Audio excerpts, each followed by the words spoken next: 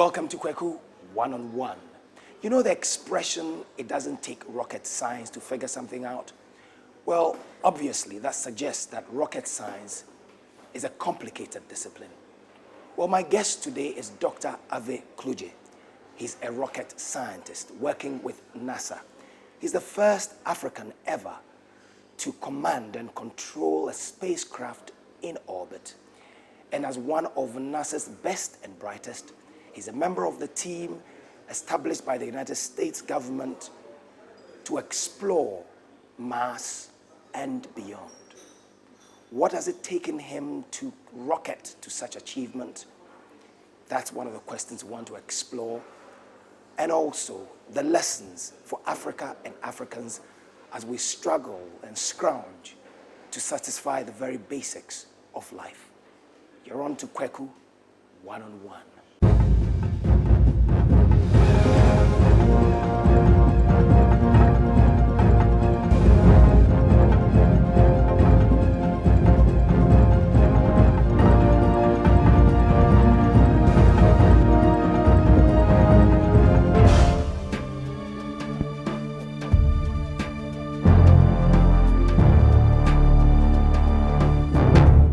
Welcome to Kweku One-on-One, Dr. Kludze. It's my pleasure to have you on the show. Thank you. Have you always been fascinated by space or spacecraft? Well, I've always been fascinated with science. Actually, as a young kid, I've always been interested in science. And where I grew up in Dansoma, I made a name for myself as a young boy. So you grew up in Dansoma in Accra? Yes. I was born in Hohoe.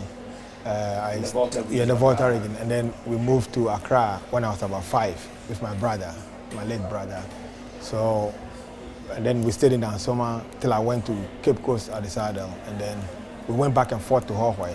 So Dansoma was our base. So you've always been fascinated by science? Yes, as a kid, yes, I've always, and up to today. What about it? Well, what's your earliest recollection?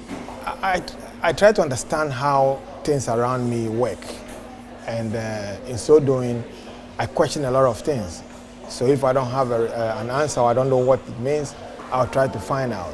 So, and then also, as a young boy, I argued a little bit a lot. So my colleagues and my friends in Dansoma, they know that. So I just don't take things at face value. I will question it, and that's what science does. Do you know the origins of that? I mean, your father is a just recently retired Supreme Court judge. That's far from being a scientist. Do you know, how do you trace that? Well, my father himself was a science student. He was a science and an art student when he was at the Saddle. He switched to law. And he had wanted myself and my brother to be lawyers. And my brother, he became a lawyer. But I decided to become a scientist. I mean, I just enjoyed science. And that was it. I just couldn't see myself doing something else. And my dad and my mother and dad, they encouraged it a lot because they suffered a lot during my youthful years. But they allowed me to develop my skills. What do you mean they suffered a lot? Well, I took a lot of their stuff apart, their radios and the rest. So you dismantled them? Yes, I dismantled them. And most of the time, I was unable to put them back. But I did learn a few things while I was doing that. And surprisingly, at my undergrad level, some of the things I learned as a kid were applicable. I was able to use some of the knowledge gained. And what did your parents say when you took things apart, when you took their electronic appliances apart and couldn't put them back? Of course, they were not happy. So most of the time, they made sure, they warned me a lot not to, I got a lot of warnings not to. They felt you were distracted? Yeah, they felt, but they still knew I had a talent. For some reason, they felt I had some inclination towards science. So I think they didn't want to kill that drive, but at the same time, they didn't want me to keep on messing up everything in the house. So they kind of found a balance, which I think worked well for me.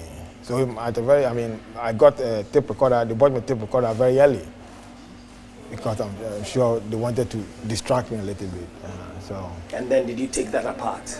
Yeah, I did. Yeah. So. And were you able to put it back? Well, not really. I had to tape it or tie it to get it to work. So it worked, but normally I was not able to usually I was not able to put it back the way it was or the way I found it. How early did you decide what you wanted to do?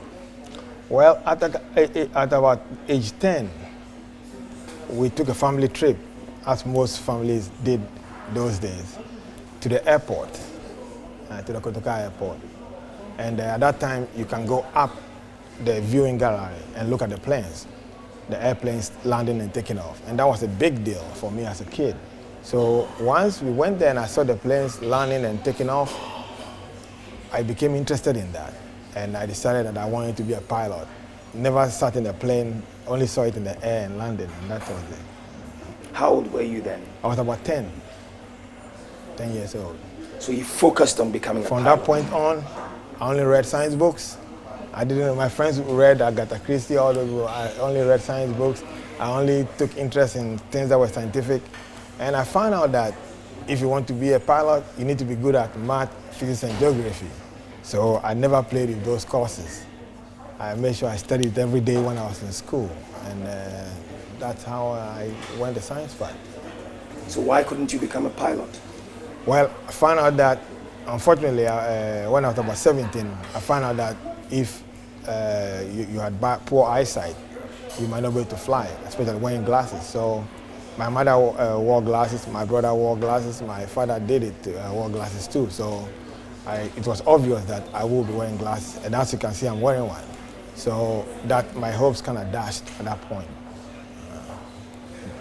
But how can we go to space and not be able to fix something that is as simple as this for people who have bad eyesight to be able to fly a plane? Well, now there's technology. They have laser technology, whereby your eyes can be restored 20/20. They might have some minor side effects and the rest, but at the time I was making this decision as a kid, that technology was probably under development, and I never heard of it because I was here in Ghana at that time. So I didn't see any future if my eyes were going to be bad. But now, yes, the eyesight can be corrected through, how they call it, laser surgery. So tell me about your work at NASA. You've been working at NASA for 14 years. Yes, yes. Tell me about some of your breakthroughs. Well, I had an opportunity, a humble opportunity of flying spacecrafts, which was very, very humbling because having been born here in Ghana and being with NASA, that was very moving. So you've commanded spacecraft? Yes, I've commanded and I've written programs that are used in controlling spacecrafts. Yeah, and also after commanding and controlling for some time, I moved to the Langley Research Center, where... This is in Virginia? Yes, where I was involved in the building and development of spacecrafts. Yeah, so and the So you built spacecraft? Yes, I was part of the design team and determining the ground stations and all that stuff, yes. What does it take to do that? Well... Because obviously you're not just working at NASA, you're not just one of the engineers, you're not just one of the commanders. In fact, you're one of the best and brightest. Well, NASA has some of the best and brightest, so most NASA engineers are pretty good. And I would say I was blessed because my intention was to go to the States and after my bachelor's, come back to Ghana and also make use of whatever resources we may have. And I thought very deeply. I thought through things very carefully, and I decided that the most abundant thing in Ghana is the sun. So if I can put the sun to work, I can do something useful. Solar power? Yes, solar power. Because I believe that science should produce things that are useful to the ordinary man. So the goal was to come back, and then there was some slight, or maybe I got lucky and blessed, so I ended up with NASA based on that background. So to become a NASA engineer, it takes some determination and some hard work. You have to be pretty good at what you do academically, and also you have to be someone who thinks outside the box. You have to be creative, because as you know, technology these days moves very fast. And I have, in my humble way, tried to stay abreast with technology and actually try to impact some if I can. So tell me about commanding a spacecraft the very first time. It was a little bit overwhelming because... When was this? This was about 95 or so. It was a little bit overwhelming because I just couldn't believe that, one, this kid from Dansoma and grew up in Ghana is right in front of a control center and working at NASA. That's the first kind of overwhelming. And then also telling a spacecraft what to do and actually making sure the spacecraft is safe and is doing what exactly you want it to do. Yes. Was it manned? No, this one was not manned. So it was very, very kind of interesting as well, but very humbling. Were you nervous? Yes, you ought to be, because this is spacecraft cost a lot of money, so you don't want to make any mistake. So initially you'll be a little bit nervous because you don't want to make any mistake, and but with time you get used to it, and you know what to do. And what was the mission? Well, this for that was craft? This was the TRIM, the tropical rainfall measuring mission, and actually the spacecraft is still up there. It's still in space. It's still in space, yes. So it was a very sobering experience. So it was a tropical rainfall. What? Yes, it measures. It tries to understand rainfall across the globe and the rest, especially in the tropics, and then try to advise on vegetation and basic stuff, or in terms of rain and when. So to give a better understanding of how to plant, when to plant, and when to harvest your stuff and all those things. So it gives a better understanding of the rain system. So. Now that's something I'd like us to talk about, the applications to which to which space exploration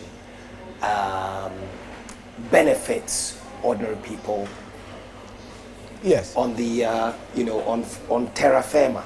Yeah, see, most people. On the ground. Yeah, most people think that NASA we just develop technology and just go into space. Yes, that is true, but we have other benefits that trickle down to the ordinary man. The car you drive, your car's body is made from fiberglass. NASA is always looking for a lighter material to lift into space, because the heavier the material, the more expensive it is to lift it into space. So your car, for instance, is that way. Your eyeglasses, we want to make it lighter so that you don't have... The titanium. You got it. And MRI for women, using scanning for cancer and other things. So NASA's technology has trickled down. The airplane will fly. NASA technology. Mobile phone. Even your cell phone has some technology in it. So NASA technology has trickled down to the ordinary man in several areas. And even the cordless equipment, NASA brought the cordless drill. And since then, we've had all this cordless stuff around. The remote controls for our television sets. You got it. So the nanotechnology benefits even people here in Ghana and anywhere on the planet. So yes, space technology has been very beneficial to mankind. So since that first experience of commanding a spacecraft, you've commanded several. Yeah, I've been involved in other missions, and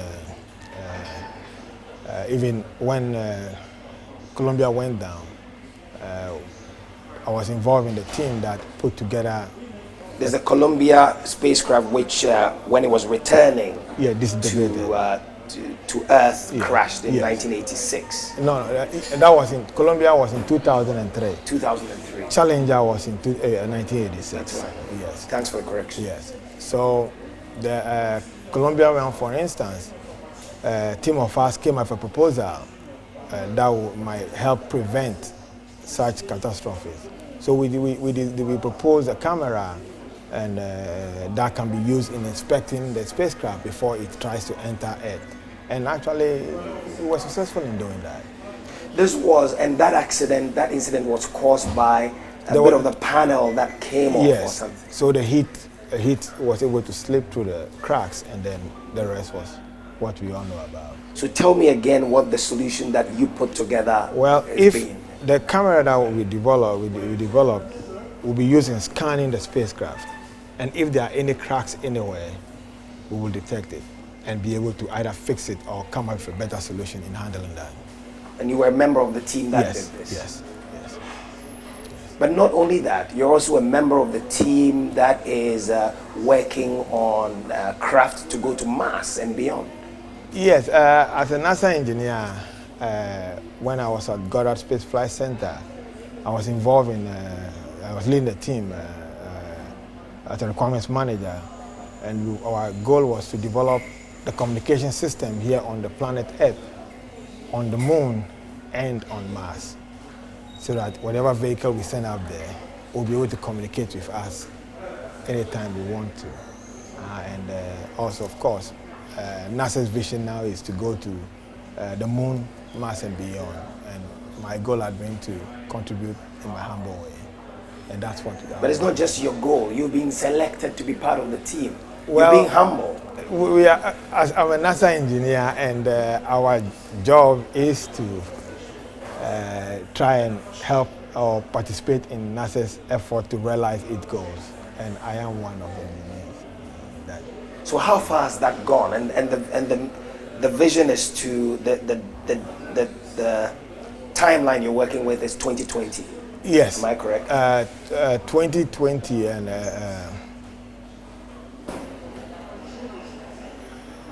for the moon I think it's 2018, and then for Mars maybe 2020 and beyond. Yes. But I have to check on the dates. Right. But you know, people have been to the moon since the Apollo. Yes. Excuse me, in the 60s. So what's new about going to the moon now? Well, if we go to the moon, we might be able to have some posts there, and then from there, we might be able to launch a mission to Mars. So it's about establishing like an outpost. Yeah, we might have a small in there whereby maybe there might be some fuel there or something, or so many things. We're still in the developmental stages, so yeah, we could use, maybe they might have some oxygen or hydrogen, whatever they have there. Maybe we might be able to use that fuel. And then that will also make the trip, break the trip to Mars shorter. You got it. So you go from here to the moon, from the moon to whatever.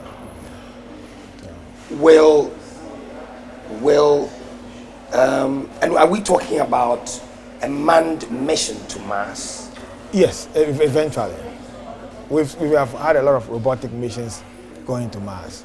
We've had a few of them there. So the goal eventually is to have manned missions to Mars. You've also built spacecraft. Yes. Yeah, I've been involved in the development of spacecraft. The Calypso mission, for instance, I was a systems engineer on the Calypso mission. And also, I helped select the ground station. I led the effort for that.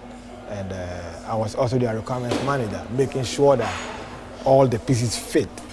We understand exactly what we want to build, we understand what we want to accomplish, and we can trace it from one component all the way to the system itself. And I was responsible for that. Sounds like a huge responsibility on a Dansoman boy's shoulders. Yes, it is. As an engineer, it is. And of course, being born in Dansoma, that is completely different, because that wasn't something that most of us thought we'd be doing. And of course, I have to include Hohoi in this. Yes, yes. It's not just Dansoma. The kudos have to go Hohoi as well. So, yes, it involves some critical thinking and analysis. So you have to be able to see a bigger picture and be able to see the pieces that fit together.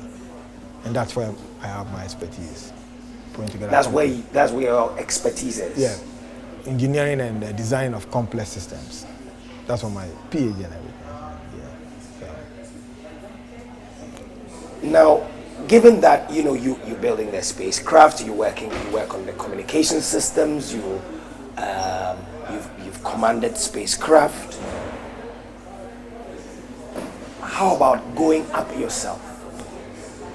Well, that one, now I'm a little bit older, so you can see some gray in my beard. So I believe that a younger generation. You're just 43 or 44. Yes, but I think you mentioned that I was born in Hohoi and I grew up in Dansoma. So given my background, I think I've done... You've rocketed enough. So I'll probably leave that up to the younger generation to take up. But when astronauts go up and return, for you as a commander and an engineer, systems engineer and so on, don't you feel a vacuum that you would like to be up there in orbit and experience it yourself? Yes. When I was younger, I had that desire. But over the years, I have seen a lot of stuff and I've been involved in a lot of technology development efforts. And I'm pretty content with what I've done and what I continue to do. So I think my contribution towards NASA's mission will serve me right at this point. And I only pray that the younger ones will take up where we might leave off. So, you still want to be a pilot? Well, at this point, honestly, no. Even if not as a professional, but yeah, to fly planes? I thought about it some time back, yeah, because there are a few airports near me where, actually one of my colleagues owns a plane and we spoke about a few things, but I really haven't had the time to go into that. Tell me about the human locator system, which which was one of your innovations. Yes. Even as a student, right? Yes, I was doing my master's at Johns Hopkins. Well, at Johns Hopkins, as part of your master's, you have to come up with a thesis that will solve some practical problem. So I thought for a while, what can I really do that would be useful and beneficial to mankind? And whenever I went to the post office or look in some flyers, I see missing children. I see missing, older people with Alzheimer's and the rest. And then also sometimes people commit petty crimes, like you slap someone, you get into a fight, and then they send them to jail. So I said, okay, if I can come up with something that will be able to tell people where you are at a particular time and a particular location on this planet, then we may not have to send them to jail, or we may be able to locate those missing children. So I took the proposal to my advisor, and initially he emailed me back and said that was a weird idea, so he had to sit down and think it through for some time. And then my classmates at that time laughed a little bit, saw it very funny. So the advisor came back and gave me the green light that let's try it. And at that time, I was privileged to have the knowledge of flying spacecraft knowledge. And I also read a little bit about other technologies. So I felt that if I can put those technologies together and then use nanotechnology, in that case, shrink it. Nanotechnology? Yes, nanotechnology. Then that device or component of equipment can be inserted into the human, under the human skin, skull or anything. And then once... So with nanotechnology, you're talking about miniaturization, yes. super miniaturization. You got it. So once we have it in that form, it can be inserted into the human... under the skin. Or under the skull or any of the areas that you want. And then, say if a kid gets missing, you activate it, and you'll be able to pinpoint the kid where they are. And then also you can have electronic jail system, whereby you confine someone to his house or something. When he leaves the boundaries, you'll be alerted. So I thought that might be useful, and I put that together, and it was a successful design. So that with the electronic jail system, you don't have to build jails. You got it. But that, a criminal is still confined to a certain area. You got it. That ensures that the rest of the society is safe from his tendencies. You got it. His so or her tendencies. You just put an electronic box around him. So if he goes outside the box, You'll beep. You got it. So you know that he's living. So that was the basic concept, and that's how I designed that. So this was for your master's, Yes, in fulfillment of your master's degree. Yes. And has it been applied? Well, I see bits and pieces all over the places. I mean, I see them, and actually, these days you see this collar chains they put on dogs. They have this ankle bracelet, and those are all variations. By the time I did I defended my thesis, those things were not around. I see. Yeah.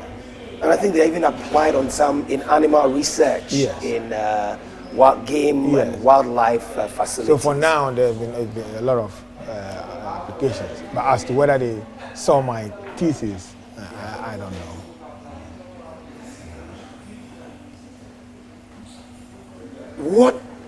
What does it? Do you have to be?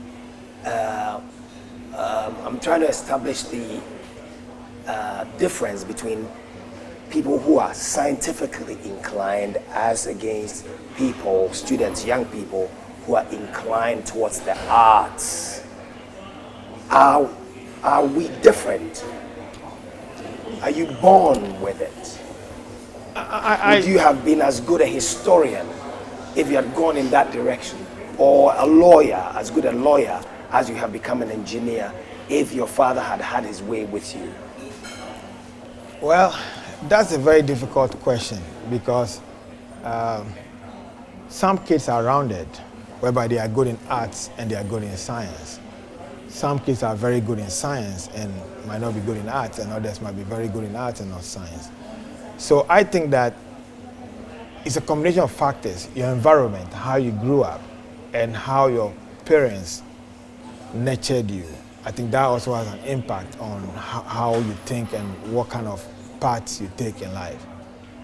And I think my background personally, I think the way my parents, my mom and my dad, allowed me to experiment with things, I think that helped me a lot, because they could have killed those interests very early by giving me some very, serious punishments, but they never did that. So I think that plays a major role. And then also encouraging the kids.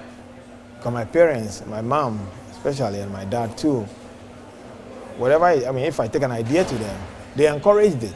And now that I'm older, I could see the idea. They knew it was kind of weird idea. Like I was saying, I'll build a hanging house and all this, and they encouraged it when I was a kid. But looking back now, they knew it was not a good idea. It was not a feasible idea, but they encouraged it. So they allowed me to use my imagination and creativity. And I think that plays a role in whether a kid becomes scientifically inclined and good at it or not. And then, of course, the academics too. So you're saying one of the lessons we can learn from your experience and your life is that parents should allow their children to explore. Yes. And break a few things. Yes. I think that parents should give their children the opportunity to explore. Use their imagination. We shouldn't live our lives in our children.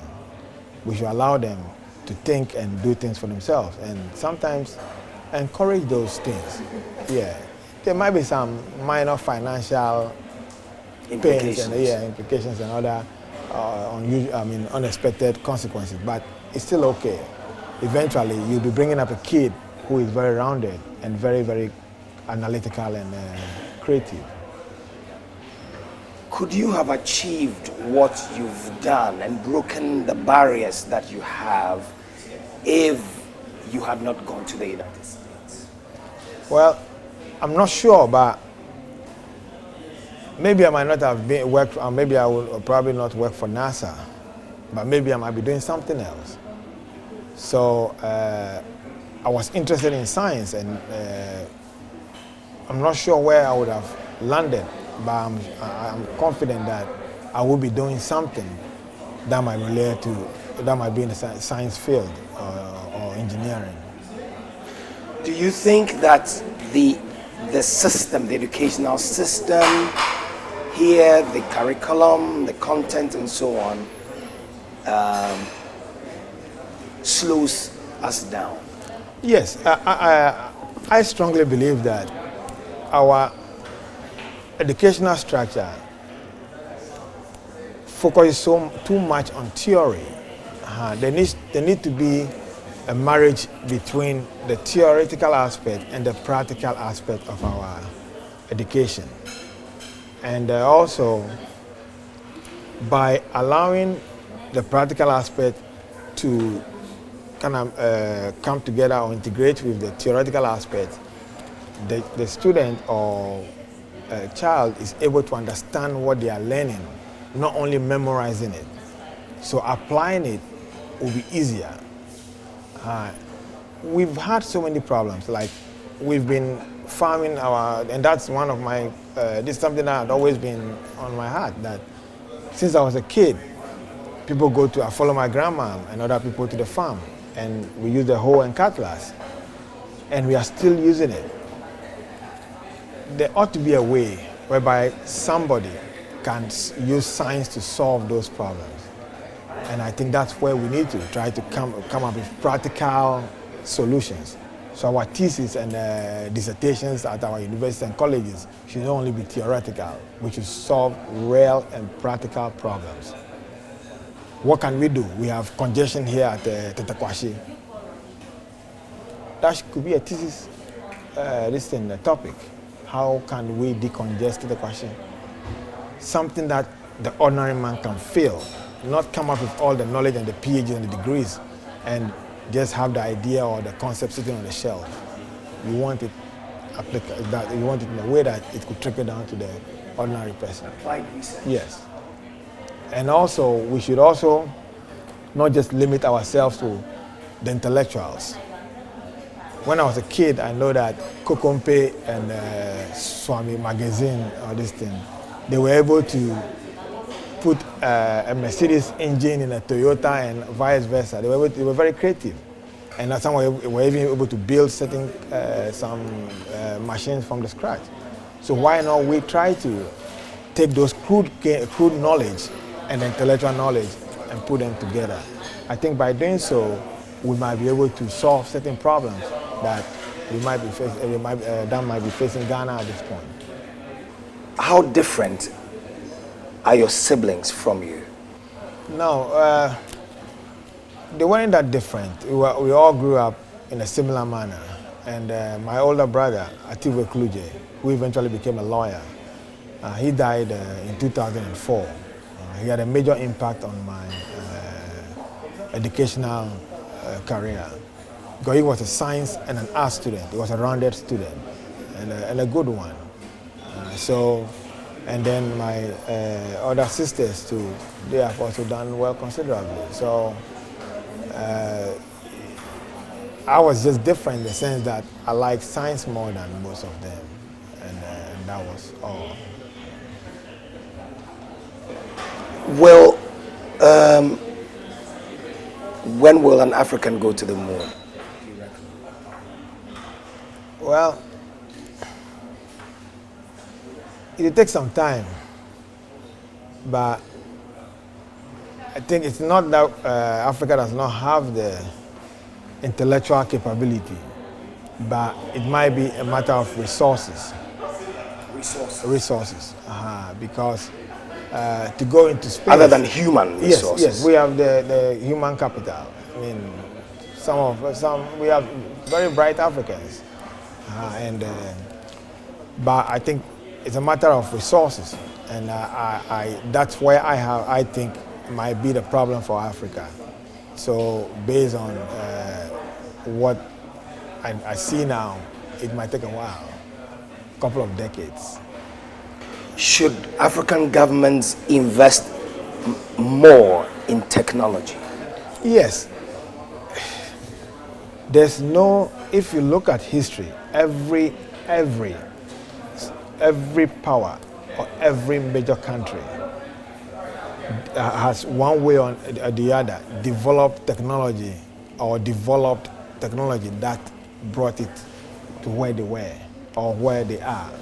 If you look at the Soviet Union, they had a lot of they developed their technologies. The U.S., we dominate now, and we have pretty good technology. I mean, there's always research going on at the U.S. Research facilities. You look at the British. So for technology and development, they go hand in hand. So for Africa to develop without technology or without investing in technology, I find it very hard to believe that we might get somewhere. But the tension, obviously there's a tension between investing in technology, which is really long term, and then, dealing with the very basics of life. And I suppose that's the challenge for governments. Yeah, it's a as challenge. To where the priority ought to be. It's a challenge, but at the same time, if you don't invest in the future, how can you have a better future? So though you might be solving today's problem or problems, you may still be able to set some money aside for the future, for future technology developmental efforts. So by doing so, you might be addressing 95 or 90% of today's problems, but at the same time you are putting 10% into the future, which eventually you might be able to increase or something depending on the benefits of the technology. Should governments, regarding education, should we put more emphasis on the sciences or on the humanities?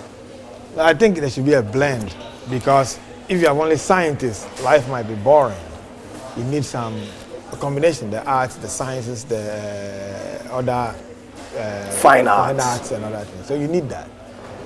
So I think that there should be some blend. And so though it might be, yes, good to invest in technology and science and all those things, we should not forget about those who deal with other aspects of our lives. Because at the end of the day, as a scientist, when you leave work, you may want to go to some show or some concert. If we are all scientists, then what happens? So there should be some balance in that. And that's where the government or governments may have to determine or come up with the best way to emphasize their focus. What does your, in our passports, you have the profession segment. What does yours say? Mine says nothing. Yours says nothing?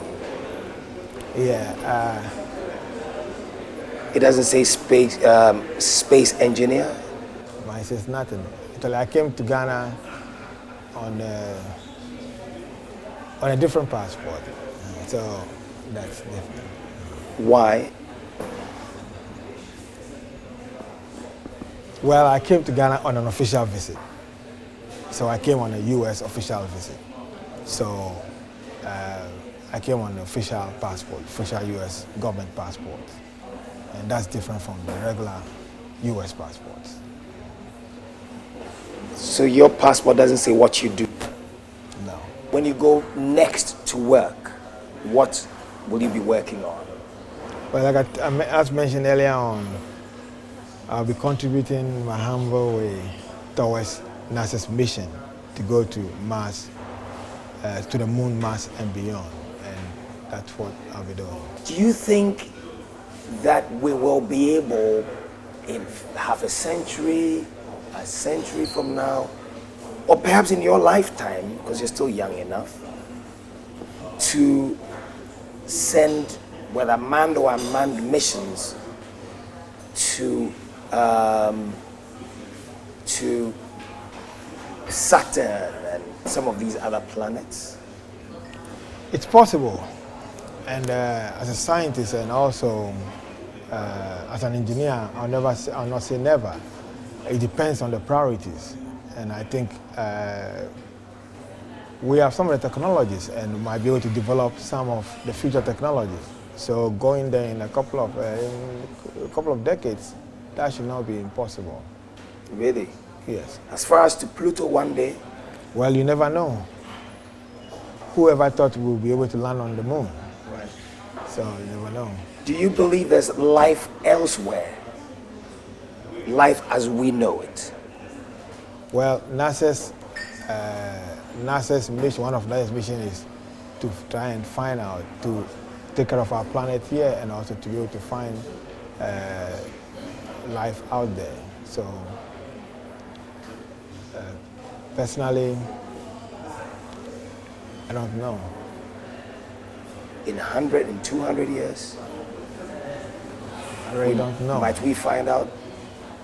Well, as you know, as the years move forward, we gain more knowledge and we develop our technologies. So who knows what we might be able to see with our future technologies. And in terms of the speed of spacecraft, now how long does it take to get to the moon? Well, a couple of days, it involves a few processes. So unless I have to go scientifically. Right, but could we break that in half or a quarter, the time taken to get to the moon? That depends on the kind of technology used and the kind of rockets and so many things that might be used. And because that determines the lifting power and all those things. So it depends on the technology that, or the approach that is selected. And there's no one solution to get into the moon. There are several, and you have to look at the cost and other aspects too. So, if money was not an object?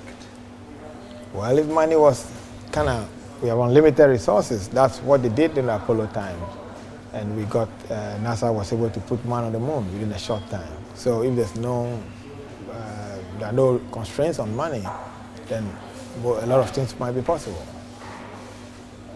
So. Is there life, or has there been life on Mars?